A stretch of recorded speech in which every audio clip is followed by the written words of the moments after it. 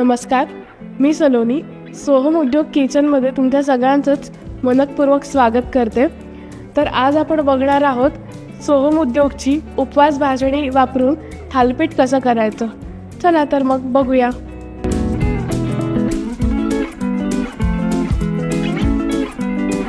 तर यासाठी मी घेतलेलं आहे बारीक चिरलेली कोथिंबीर, दाण्याचं कूट, उपवास भाजणीचं थालीपीठ कालवायला पाणी, थालीपीठ भाजायला तूप आणि वरून घ्यायला लोणी।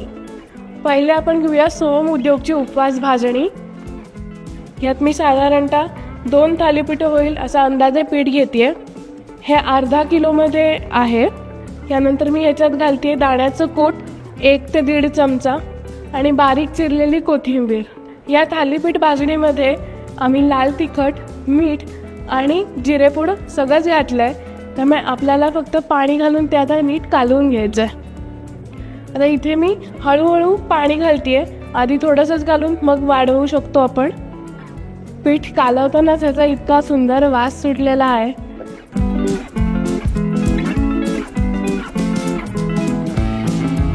आता माझ्या पातेल्याला कुठेही बाजूला पीठ चिकटत नाही आहे, याचा अर्थ पीठ मस्तपैकी मळून झालेलं आहे। तर आता आपण हे थालीपीठ थापून घेऊया।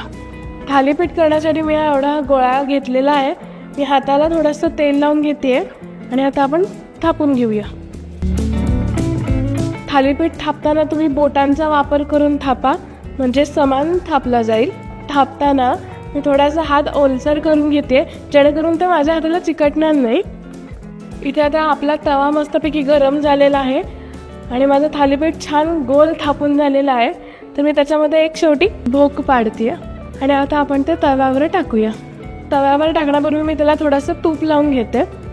आता हे माझं थालीपीठ थापून झालेलं आहे, त्यामुळे मी आता केळीच्या पानाची मदत घेऊन तव्यावर थालीपीठ सोडते।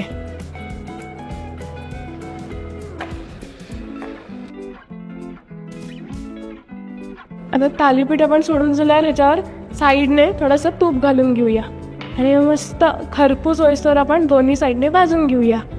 थालीपीठ थापून झालं की ते अलगदपणे तव्यावर सोडायचं आहे आणि अलगदपणे त्याच्यावरचं केळीचं पान काढून घ्यायचं आहे। मी आत्ता केळीचं पान वापरलं आहे, पण तुम्ही एखाद्या मलमलचा कापडाचा तुकडाही वापरू शकता। मी आता थोडीशी फ्लेम हाय करते, म्हणजे ते छान खरपूसपणे भाजलं जाईल। याच्यावर मी आता एक झाकण ठेवते, ते आपण छान शिजवून घेऊया। एका बाजूने छान भाजून झालेलं आहे हे थालीपीठ।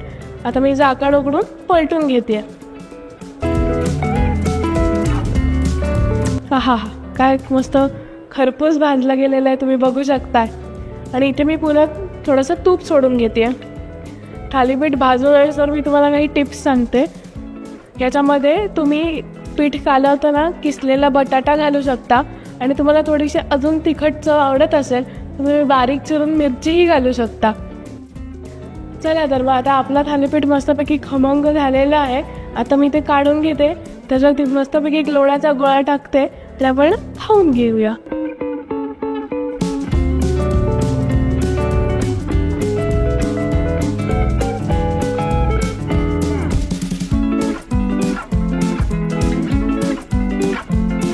तुम्हालाही असं खमंग थालीपीठ खायचं आहे का?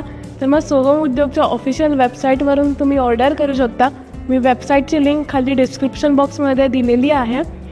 तुम्ही केल्यावरती मला तुमचे फोटोज सोहम उद्योगच्या इंस्टाग्राम ID-वरही पाठवू शकता। तसंच सोहम उद्योग किचनच्या यूट्यूब चॅनलला नक्की लाईक, शेअर आणि सबस्क्राईब करा। थँक्यू।